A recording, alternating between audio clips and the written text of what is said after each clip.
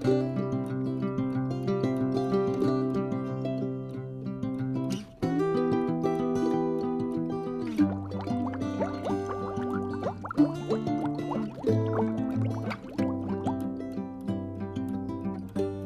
who is this lovely young lady on my screen?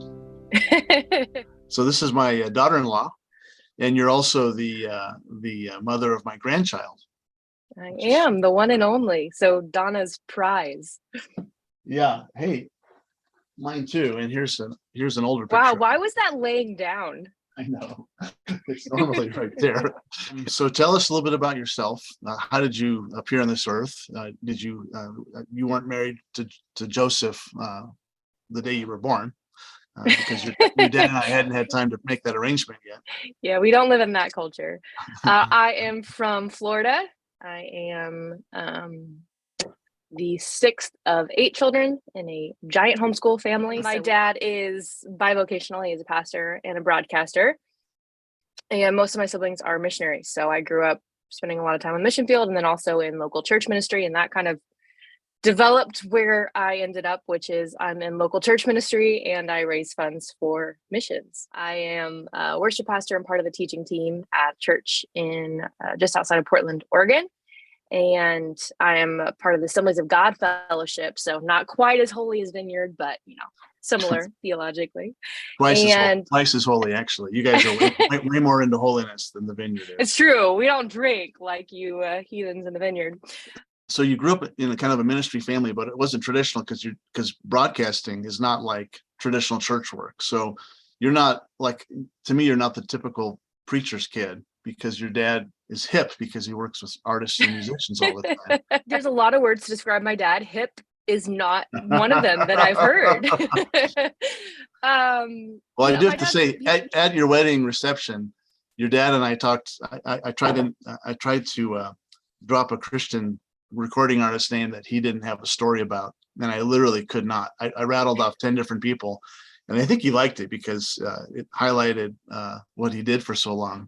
I'd mentioned Rich Mullins, and then he talked about how some barefoot guy showed up at the door of the venue and they wouldn't let him in. A lot of ways it was similar. I mean, he was preaching every Sunday, just a different service. Usually he was part of the vision team.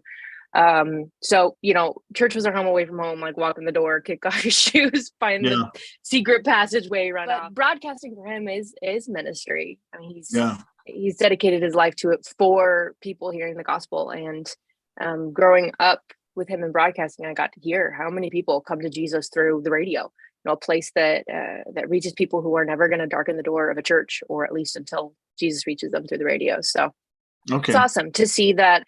I think that it set the stage for all of us to have a mind that was thinking about whatever workplace we end up in, it's about ministry. It seems like none of your siblings that I'm aware of really went through the rebellious, abandoned Christianity deconstruction phase, or is it just that you guys look like you're really have a completely smooth transition? I think that by and large, none of us ever had to doubt, is God real? Is the Bible true? There was definitely, we've all made choices that were not honoring to God, but by and large, I think that every one of my siblings has been blessed to grow up with something that my parents talk about, is how there's kind of the 3-generation pattern in scripture and life that is somebody has an experience with God and then they raise children who, kind of serve God, who raise children who don't serve God at all. Mm-hmm. And so for them, it was very important to keep that experience God firsthand, keep that first generation going. Don't let it go on to a generation that hasn't experienced God firsthand. And so we all experience God firsthand, and that transforms the way you live your life. Even when there was room to doubt other things, there was never room to doubt the power, the goodness, the love of God, because I experienced it from the youngest age. That's so awesome. All right, so you grew up in the South. I guess Florida is not considered the deep South. That's more like No. Alabama and Mississippi, right? Yeah. But you grew up in the South.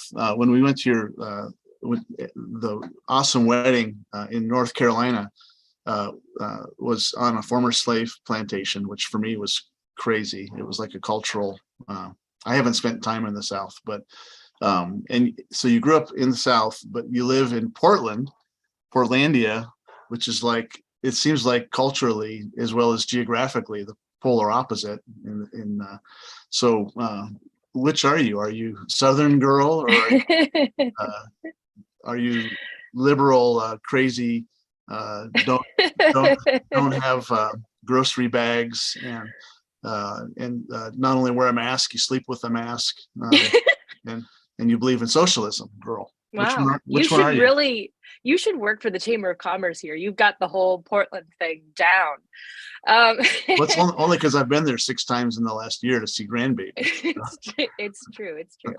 I don't think that I fall into either camp evenly. I think that my faith makes me probably represent the Bible Belt a little bit more, but I've got some granola stuff in me for sure. I love being on mountaintops, and I think that I'm a mix of both. And it's funny because Joseph, being from Colorado, is kind of like a little bit in the middle. Yeah, Joseph is the perfect child, perfectly in the middle, and hopefully he can help you sort out your schizophrenia. So you've been to lots of places all over the world. Which part of the world have you been to that just kind of blew you away the most? Well, there's different kinds of blowing away. I think the first thing that came to mind was a work trip that I took to Ulaanbaatar, Mongolia. And the whole reason I was there was because we were raising funds with an awesome organization called Holt International. In Ulaanbaatar, they're working with children who live on a garbage dump. And so I spent a couple of days interviewing families who their whole life is the garbage trucks come in, they run and jump on the truck and try to find anything of value that can be sold, can be eaten, or something that can be burned because it's negative 30 degrees. Is the coldest capital city in the world. I've seen other kinds of poverty. I've seen, slums and red light districts, but that level of poverty where everybody knows somebody who's died because of the danger of digging through garbage, it was pretty intense to see. And then to work with an organization that was so holistically focused on families, just in a world where you can lose hope because of just the amount of pain and suffering. It's awesome to see an organization that's driven by the hope that Jesus brings to even children living on a garbage dump. In Mongolia. And the one thing I didn't realize from that story is how cold it is there. So that's interesting.